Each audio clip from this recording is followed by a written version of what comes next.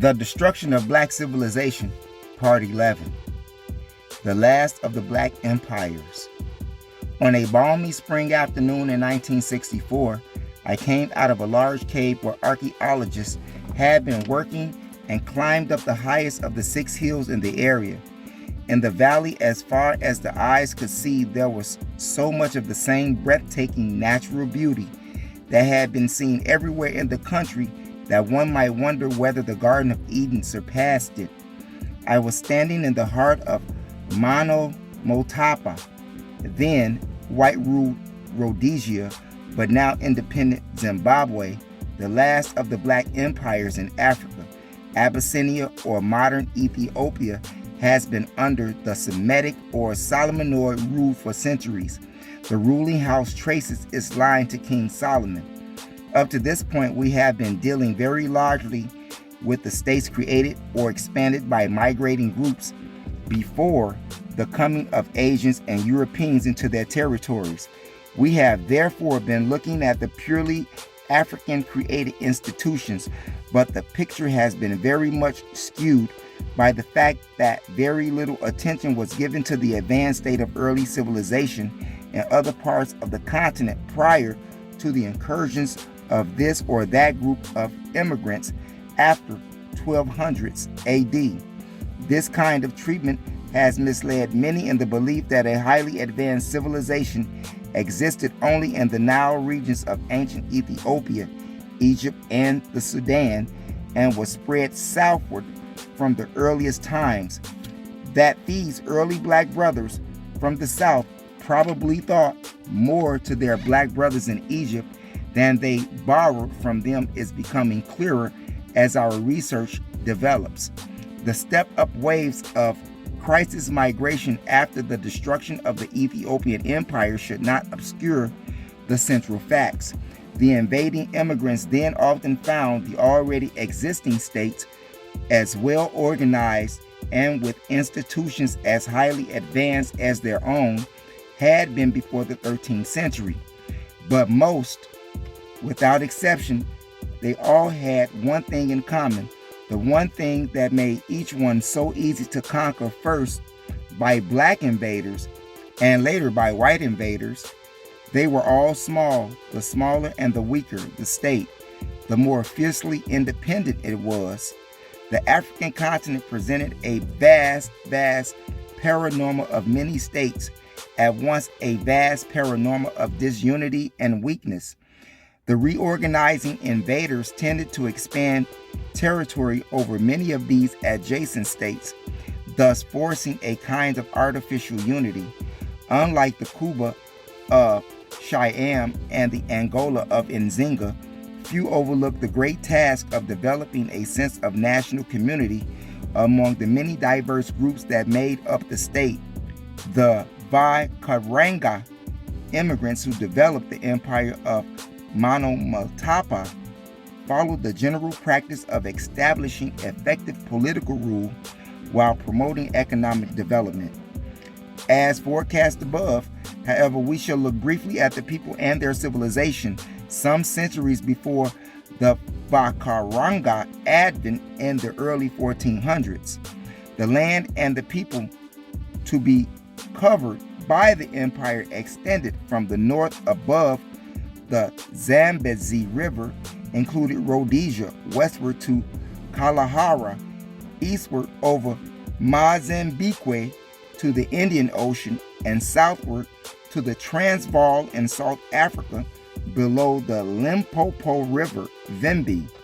Since the archaeological evidence gathered all over the vast territory makes it clear that iron technology and allied crafts were well advanced here long before the Christian era, the spread of the economic revolution over Africa by the Iron Age may have come from the southern center as well as from Meroe in the northeast. From the period roughly indicated as early as 300 BC, the states which were to form the empire of Mopowers were engaged in a wide range of diversified economic activities that led not only to interstate trade but foreign commerce over the Indian Ocean as well. This economic development was inextricably an index of development of their civilization. The drive of their attainment for excellence in everything produced was reflected in their artistic endeavors, even on common utilities where art could hardly be expected. The huge jars for storing grain were glazed and as beautifully channeled as the cups used by priests and kings. Here as elsewhere in early Africa, there seems to have been an insatiable drive for beauty and perfection. There was an underlying philosophy. Each craftsman felt that his finished work was at once a reflection of actual measure of what he himself was, his character. The industrial activities, particularly mining, overshadowed agriculture and even threatened the existence of this very basic economy. Over 4,000 ancient mining sites have been discovered, and no one claims that these are all. Iron ore, gold, and, to a lesser extent, copper and tin were the leading industrial activities, although ivory and ivory carvings always played a considerable role in the total economy. These widespread industrial activities, along with the ever-increasing number of cattle brought in by migrating pastoral groups, drove the farmers to the hills, to a new type of terrace farming on every available hillside, and the building of mounds for the same purpose where there was no hills. As difficult as it was, the genius of the African man was further tested in overcoming the more formidable problem of water and an irrigation system for hillsides and mounds. Widespread mining meant widespread deforestation because of the demand for timber for charcoal production, another industry by itself. Soil erosion kept pace unchecked. The steady disappearance of grassland, as assured by cattle and other roaming animals that fed on grass, the goats being the most ravishing. The agricultural life of the country was sustained by intensive terrace farming in the northeast region, of which Inyangna was the center. By 1200 AD, production and international trade had already reached the high level of affluence that was to attract Arabs and Europeans to this land. Gold was the leading export commodity, although there was also a great demand in India for the superior type of ironware processed in Motapa. The African smelting process and type of iron ore peculiar to the region enabled them to produce the best swords, spears, and other weapons that could be found anywhere. The iron industries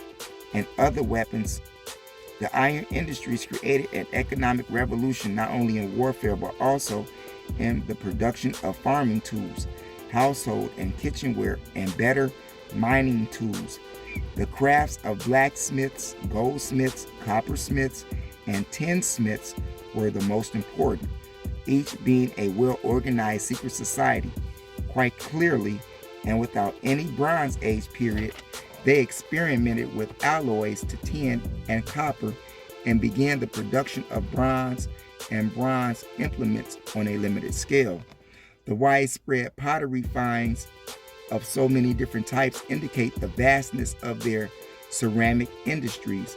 The decorative designs of all pottery, as well on all artifacts found, seem to tell us that all of these early craftsmen were artists too.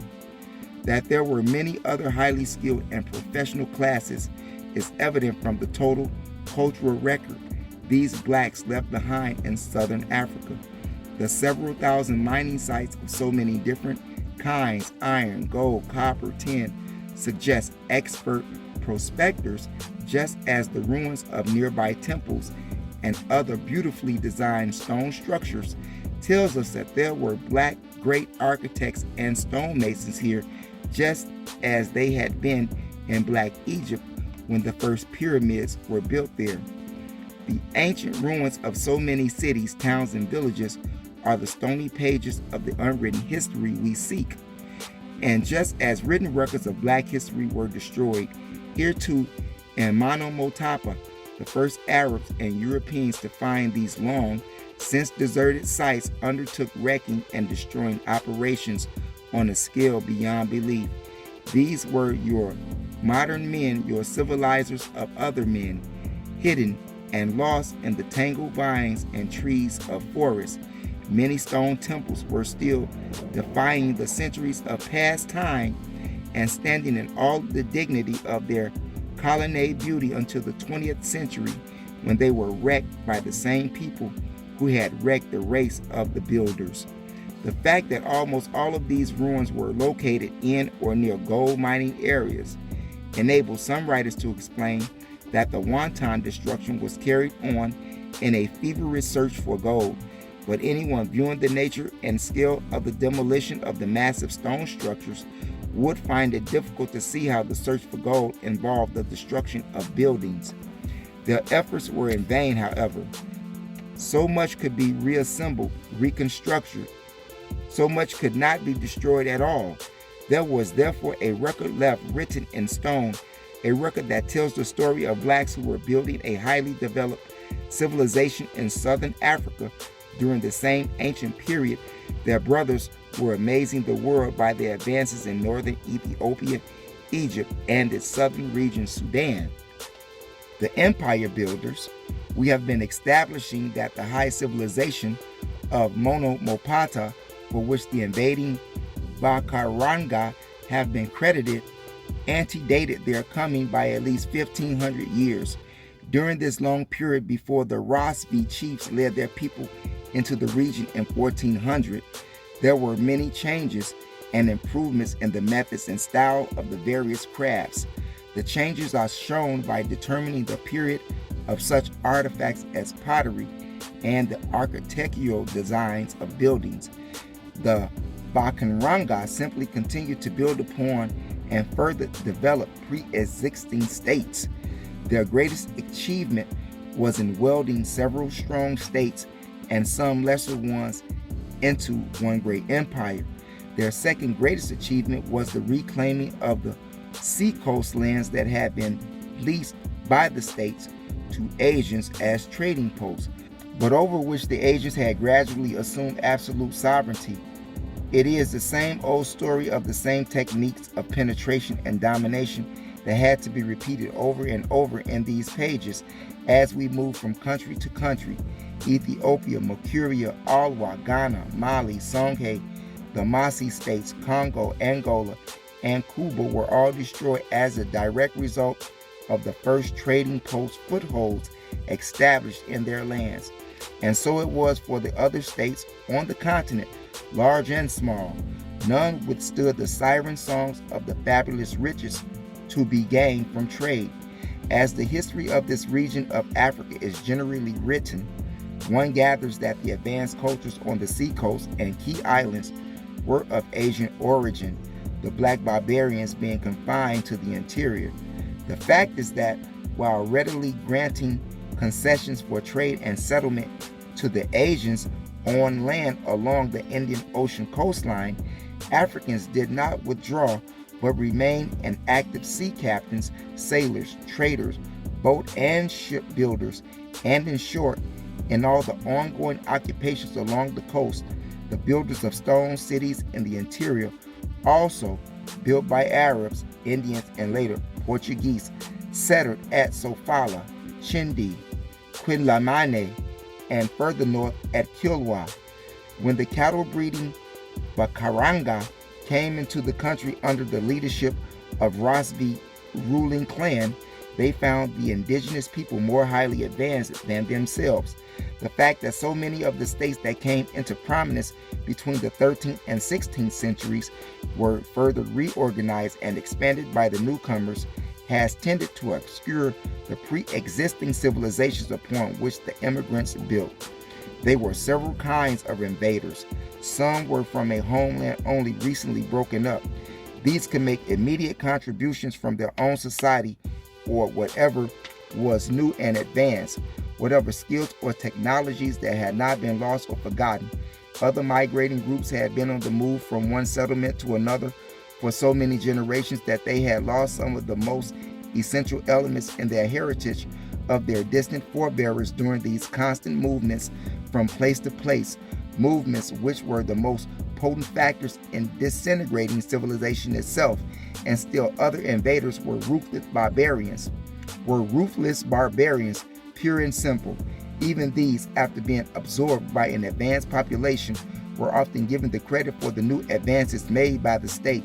Some of the societies in this great region were on different levels of development.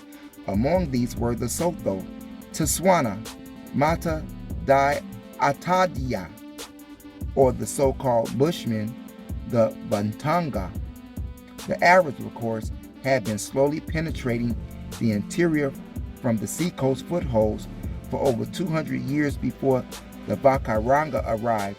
By 1400, they had their trading posts scattered throughout the independent states, which were to form the empire. According to D.P. Abraham, by 1500, about 10,000 Arabs were stationed at different points in the interior. They had been penetrating inland all the way from beyond Kilwa to stations southward below Sofala. The major built-in threat was complete before the first great Bakaranga king surveyed the scene. The year was 1440. The king was Mutota. In just about any other land, he would be known to history as Mutota the Great. He and his council were apparently quick to see that even the most advanced states, each standing independently and alone, were doomed unless unified into a single nation with a strong central government. This should be achieved by voluntary association if possible. The divisive influence of the Arabs operating in the capitals of the respective states had to be obvious, as they appeared not to feel it necessary to be either as secretive or as subtle as their Portuguese enemies. Both the Arabs and the Europeans had one thing in common. However, both had the deeply rooted conviction that they knew the blacks and that their power over them and the continued ability to garner their endless wealth rested squarely on keeping them divided and continuously at each other's throats. No one except the black themselves needed any argument to show that black unity meant black power, and black power meant an end to white domination from the east to the west. Mutota and the other new leaders saw and understood this very well. They knew where almost all the gold, copper, iron, and tin had been going on for over 4,000 mines. They knew how all of the stratagems used by the blacks to bar the Arabs from the interior had failed and will continue to fail as long as the Arabs controlled the overseas trade by controlling the entire seaboard, and having done so unchallenged for so long that they now claim sovereignty over the whole coastal area. Therefore, Mutota in 1440 began the campaign to carry out his own grand design, a great plan that aimed at nothing less than uniting blacks in a vast empire that cuts across South Africa below Limpopo River and covered Rhodesia with the indefinite boundary beyond the Zambezi River of Zambia and on over Mozambique to the Indian Ocean, sweeping southward again to repossess the entire coastline fronting the new empire. Now, in all of this same version as given by Abraham and other Western historians, would an Arab historian, no matter what the facts might be, present it this way? Of course not. The Western historians, employing their usual club to crush rebellion from the masters' viewpoints, would proclaim sheer romanticism. For see how, listen, does not Professor Abraham make it quite clear at the very outset that no black man, king, or commoner could have conceived of such a vast undertaking? What black man, unaided by whites, could have Mutoto's great and awe-inspiring vision? Abraham and his school might thank their God that there were many white Arabs around to whom such credit could be given. After a review of so many centuries of the ideological stance of writers where blacks were conquered, anger and outrage should be replaced with amusement, for it has become amusing to this writer at any rate, to witness the sweating dilemma of these investigators when confronted with any kind of all-black achievements, even in relatively unimportant and routine matters which any human or any people of any race anywhere would be thought capable of achieving. But where blacks are involved in anything considered outstanding, the whites somehow feel threatened. What is threatened? Of course, is the deeply rooted presupposition of the innate inferiority of blacks.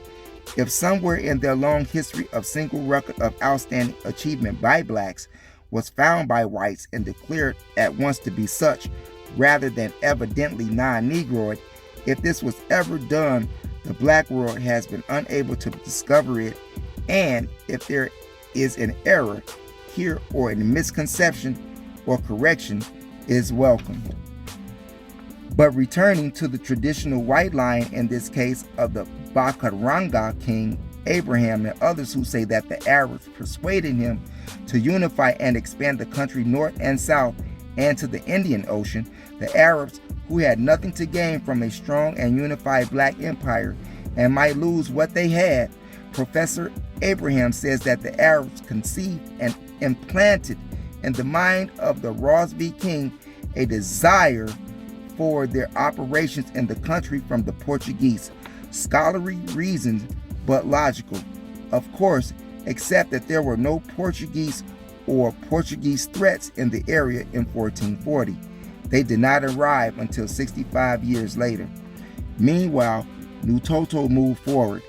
His first move was to recruit and build up strong, well-trained armies, each under an able general.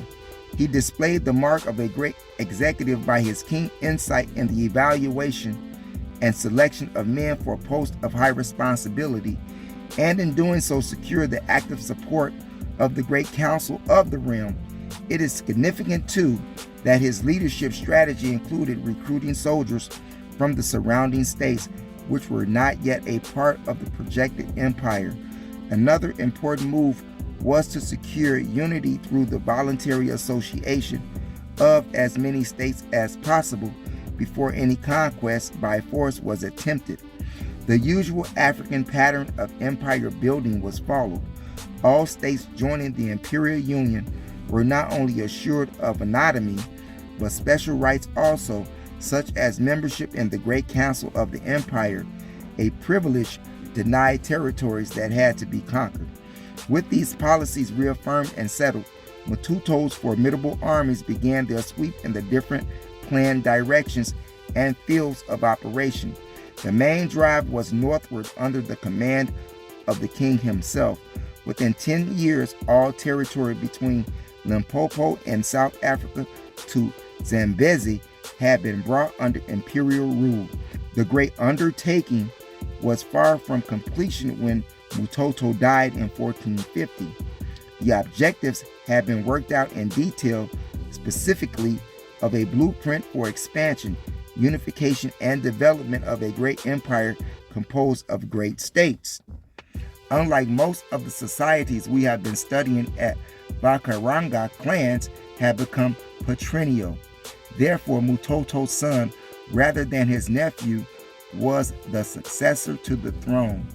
This was a happy circumstance, since the son, Matope, turned out to be as great a statesman, king, and general as his late father. He had the greater task because some of the most powerful states in the blueprint had yet to be won, and breaking Arab control over the seacoast, the greatest undertaking, had not been achieved. Matope assumed the leadership aggressively, having the good fortune of securing the same loyalty the ablest generals had been given to his father, supported by fanatically devoted soldiers. This was no accident, for Matope himself had been a popular young commander during his father's reign. Above all, Changa and Tagwa, two of Matope's greatest generals, were his friends. The armies were reorganized, strengthened by relentless training, and expanded. This display of both strength and unity among the blacks puzzled the Arabs. This was something new, amazing. They had a long history of dealing with blacks, and nothing was better known than the disunity, mutual suspicions, and the hostility of one group toward another. How was this spectacle of over 30 different tribal groups forming solid phalanxes over unity under black leaders to be explained? Moreover, the Arabs, who had always maintained their own black troops under Arab officers, were barred from joining the imperial forces by both Mutota and Matope. All this was seen as a very real threat to the powerful commercial position the Arabs had in all the hitherto independent states, as well as the equally powerful political influence they enjoyed at the capitals of these states, not to mention their independent status on the coast.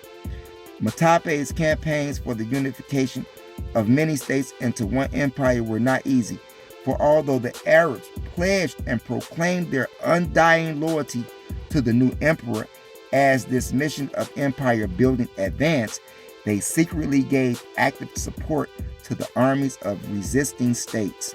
Some of the key states that formed the empire were Mbire, Gunisuwa in the southern region, Chidima, Utanga, Barwe, Manyika, Mandanda, and Shirengoma formed the eastern and southeastern regions.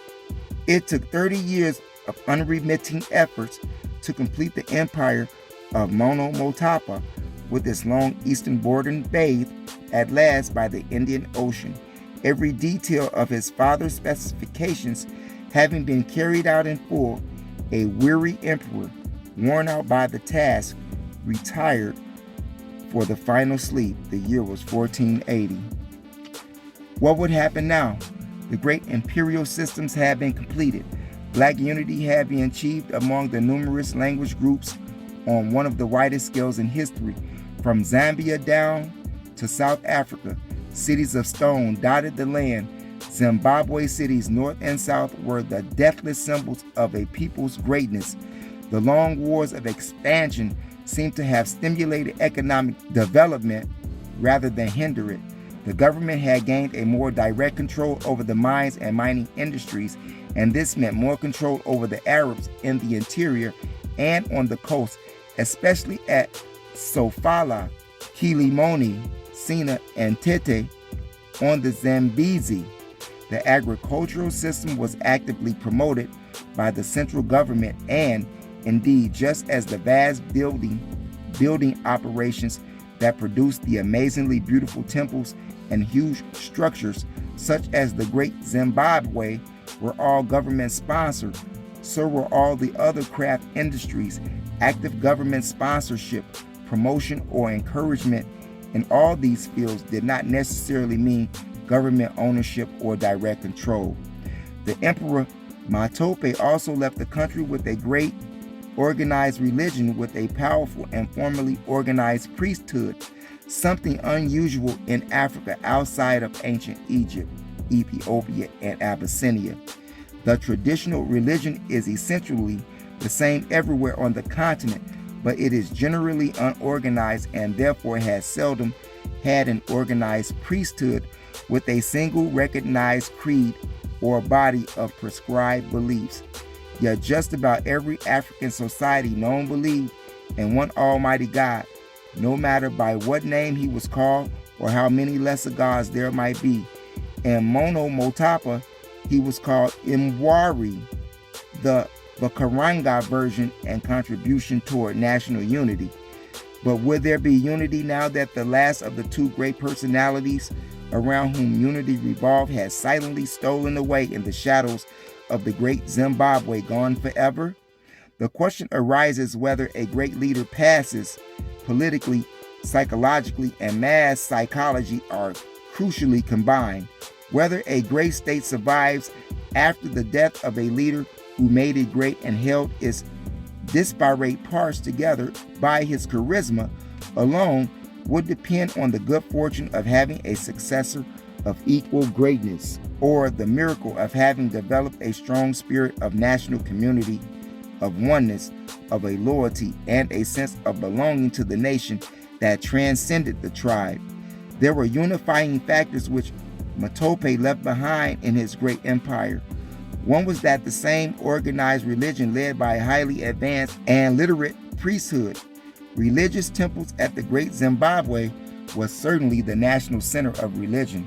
The other important factor that should have made the unity imperative was the greater prosperity that would flow economic interdependence and close commercial relations between the constituent states and provinces. The great system of roads and highways, instead of being recaptured by the bush and forest after serving either initial military purpose, could have been converted into permanent national highways crisscrossing the empire and thus serving as the indispensable communication links for administration, trade, travels by the people, and in short, unification. Other factors that should have been a solid foundation for black unity were the similarity of their social institutions and the absolute sameness of their constitutional system. Yet with Matope's death, the empire began to break up. Why?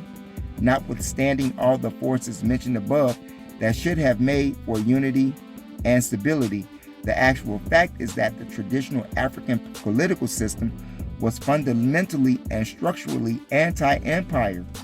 The very circumstance of the endless process of segmentation, of forever splintering off to form little independent mini-states, developed a built-in disunity reinforced by the attending growth of different languages.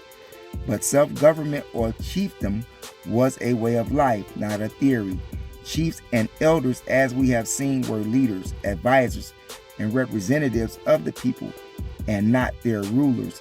The same operating principle prevailed when a group of states united to form a kingdom and kingdoms united to form an empire. But with a disturbing differences, centralization tended to erode local autonomy, transferring chiefs from the control of their people to the control of the central government. In the case of conquered territories, this change was abrupt and painful, and it was one of the principal reasons for the latter rebellions and the breakup of kingdoms and empires. Therefore, let us again say, to say that the Arabs and Europeans were solely or even mainly responsible for the destruction of all great African states would be glossing over or attempting to ignore the principal internal factor, disunity. What the whites did, Asians and Europeans, was to appraise the continent-wide disunity and cash in on it to the fullest extent possible. They did not have to divide or even conquer, for the blacks were already divided, just as though they were waiting for the foreign conquerors to come in. The foreigners' role was to intensify the disunity, to promote the suspicion and hatred that developed from it, and to check any tendency or movement toward unity among blacks. All the Arabs had to do in Motapa was to move swiftly during the period of mourning, confusion, and uncertainty following Matope's death. Advisors would surely be needed at the various provincial capitals more than ever. From these key bases, they actively furthered the destruction of an empire, the very existence of which was a threat to their own power position within it. It was more than a threat, for had not Matope's sweep to the Indian Ocean reduced their control there, leaving them with only the 3 trading stations, the Africans, already having the every province for itself psychology, were simply urged to do more speedily what they were doing more slowly in their own way. Of Changa and Tagwa, it must be said to their honor that devoted servants, able generals, governors of 2 of the most important provinces remained loyal to Mutota and Motape throughout their lifetime, a period of devoted service extended over 40 years. Now, however, there appeared to be no reason or even a possibility for transferring the same loyalty and love to Nyahuma, weak son and successor to the great king. The Arabs hastened to exploit this in Gunasswa, where Changa was king with aspirations to become emperor. Tagwa, king of Mbare, supported his long lifetime friend and colleague in the imperial venture. Both occupied the most favorable positions for rallying support, for they held the southern region, which was the first center of Karanga power, the center from which the expansion spread, and the location of the first Zimbabwe capital. The Arab strategy must not be overlooked. Beyond the consideration of greater concession from the whining side, they did not care which side won. They worked for and supported all sides, each against the other. None wanted a strong empire, but they wanted Changa to launch a war against the existing empire under the pretext of building a greater one than was possible under the new emperor Nyahuma. The Arabs in the north, of course, would urge Nyahuma to crush the pretensions of the upstart Changa in the south. Arabs in both regions did more than just advise. They backed and respected rulers with money and materials and men, black men, that is. The Arabs owned private armies of black troops.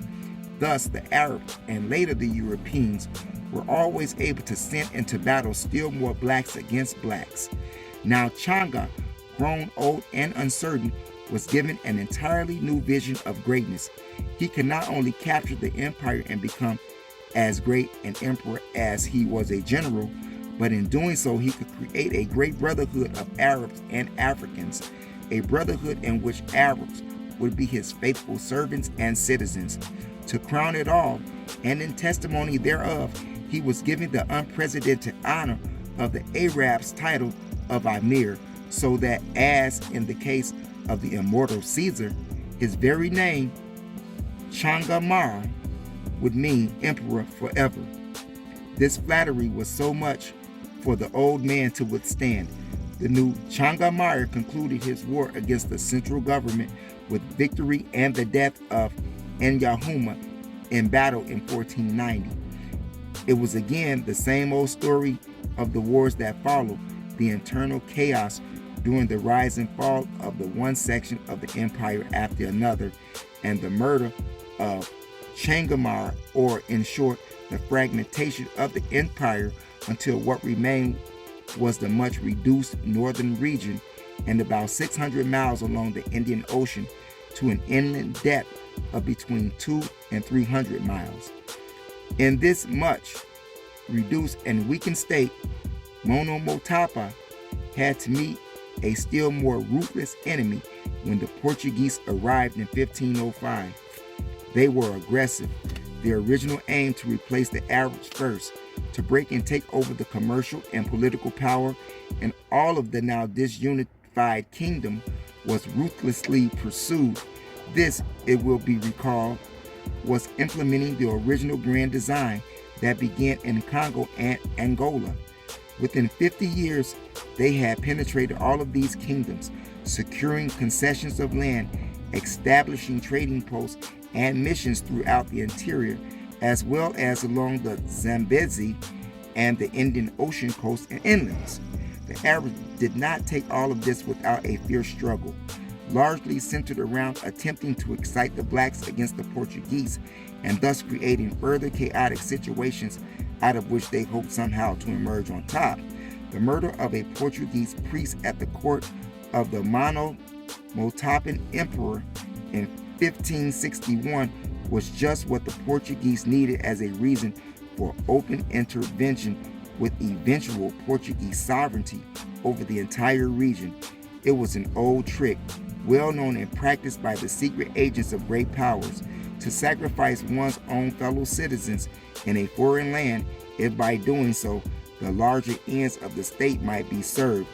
The Portuguese version that the priest's death was engineered by Mohammedans of Mozambique may or may not have been true.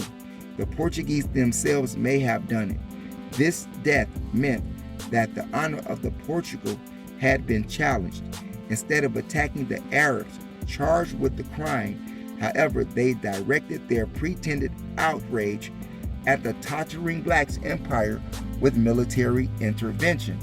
In 1575, an ultimatum, disguised as a treaty, required the emperor to expel all Arabs from the country, grant more land concessions for Portuguese gold mining operations, more trading posts and missions, and finally in 1629, the great objective was reached when the Emperor Murat acknowledged the King of Portugal as his overlord and became his vassal. Portuguese Caucanization of the blacks had begun early by having all chiefs, kings, and emperors replace their African names with Portuguese names. There was therefore a long line of emperors, Sebastios, Felipes, Domingos, and Alfonsos, here as in Congo and Angola. The Portuguese land grabs over all the region meant that they were not content with political overlordship and commercial supremacy, but were physically taking over the absolute ownership of the lands of the people in the areas. When in 1663, the Emperor Domingos summoned up enough courage to resist the onslaught, and he was murdered. This was the year Queen Nzinga died, and Portugal now felt unchallenged. Meanwhile, the Portuguese were riding so high and mightily that they had set up their own capitals in the interior of Masapa and in Manica, centers of general administration and commerce. The great Zimbabwe capital, city of the empire, became a mere shadow of Portuguese power, useful only in carrying out their orders, and, as was the case with the other towns and cities, began to disintegrate toward a state of ruins as the gold wealth of the nation was taken over and depopulation of the country by the slave trade spread. The highly organized African religion under a priesthood that had been so powerful that it had blocked the spread of Islam for over 200 years was now swept aside by the aggressively pushed Christian missions and also in almost every village. In 1693, the seemingly all-powerful Portuguese were amazed by the rapid development of an unexpected phenomenon, the revival of black unity in the southern provinces, which were the original centers of the empire, now still under the leadership of a continuing line of Changamires. Other formerly separatist kingdoms united under the Changamires' leadership and opened a full-scale war against the Portuguese, aiming at driving them out of the land. The successful military tactics of Matope and his generals were remembered and followed. Careful, unrushed training and organization, the secret movement of troops in small groups in different directions, all assembling en masse at a stated time and place near the enemy stronghold, then the swift-moving and generally surprise attacks by different armies on different Portuguese centers at the same time. These operations took 2 years of desperate fighting because, of course, the Portuguese forces were better armed. According to the oral records of the blacks, the real reasons for the series of victories over the Portuguese was that their black troops only put up token resistance, often not even that, but whole companies deserting to join their black brothers. With their black shield thus removed, the Portuguese themselves were now exposed to dangers. The number killed was frightening. They fled the country to zones of comparative safety. The Changamires armies reconquered most of Motapa, and a various anti-Portuguese policy was adopted. This not only aimed at their total exclusion from the interior, but also at ending their influence in what remained of the old empire, which did not come directly under Changamire rule. Even trade relations with the whites and other contacts had to be carried on through blacks and mulattoes. The greatly reduced Mano Motapa continued to be further destroyed by the endless internal strife among blacks. Frustrated by the state of decline and helplessness, but yet unwilling to join forces with the stronger southern kingdoms, which were united under the Changamires, decade after decade, the same story of chaos, social disorganization, and decline repeated itself. This time, however, neither Portuguese nor Arabs were able to re-establish their former power position throughout the region. For while all of this was going on during the 17th, 18th, and to the 19th centuries, 3 other threatening storm centers had been raising in South Africa. 2 of these, the British and the Dutch, had moved inland from the Cape, establishing republics and thereby completing the encirclement of the blacks of Africa, a most significant development to which I have referred to several times. The third threat, insofar as Monomotapa was concerned, was the rapid rise and expansion of the Zulu Empire under Shaka, an empire which developed from a small village state. We have seen that the great migrations over the continent developed from many different causes, taking many different forms, and went in all different directions. As we have seen, the whole black communities fled before incoming black conquerors, just as they did when whites invaded their land. The great Zulu emperor, King Shaka, became more ruthless in his onslaughts to unify the blacks in an empire that would be greater and stronger than the undisciplined, and therefore falling Monomotapa, an empire unlike Monomotapa that will only serve as one vast and impregnable fortress against the shrewdly scheming whites swarming up from the Cape, but a fortress from which they could be attacked and destroyed. Shaka and his people, like other countries we have studied, had never seen a white face before the invasions, but he had learned about them more and more as they approached the borders of his country. To resist what he had to unify the blacks first, kings and chiefs who could not see the danger in so many little independent states had better prepared to meet their maker. Countless thousands fled en masse before Shaka's mighty army. A swelling tide at many tribal states under powerful kings and chiefs moved, a wild and merciless rampage that expressed their anger over Shaka on all the people in their path. The leading groups that struck the Chango-Meyer kingdoms first were the Ndebele, Swazi, and the Shangana. They chose the Limpopo in 1830 and swept onto the Zambezi, spreading terror as they moved northward. This left the few Portuguese centers that remained in the unconquered territory exposed to the new danger. That strip of territory was once again all that was left of the former empire of Monomotapa. The overall scene was one of British-Dutch pressures on the Black Empire in South Africa.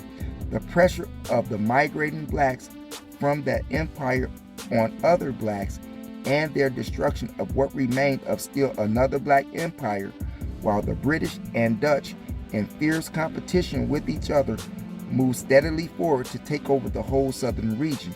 The Portuguese still held on to their strongly fortified posts, especially along the Zambezi, and were able to reach a partition agreement with the British in 1890. Thus, the Portuguese in Guinea, Mozambique still had a vast black empire. The blacks who had fled from Shaka's army and had entered the land before the British opened war against the whites in 1895. The rebellion was under the general leadership of Matabele invaders, who therefore could expect no support from the general population. They were defeated by the British. In 1902, the blacks of another important kingdom in the old empire, Bawe, rose in rebellion. By then, British power was so firmly established that the outcome was predictable. The last black empire had become white-ruled Rhodesia, and its southernmost territory was now under the iron rule of the Dutch invaders of South Africa. This marked the close of still another tragic era. The last emperor of the last black-ruled empire on the African continent, Chioko Dan Van Mupute, knew no more how to deal with the engulfing tides of the conquest than most of the black leaders who preceded him. Like Kop and P, the Bakuba king, when the Belgians took over the Congo, none seemed to have had sufficient insights for the white situation, to have just enough sense of race to enable them to realize that the destiny of a whole people was at stake and not just their personal well-being or even the fortunes of a single state. The Black Queen of Angola remains the outstanding leader who read the white man straight from A to Z and mapped strategies for the confrontations. When she died, she was still Queen of the Blacks and her people were still free.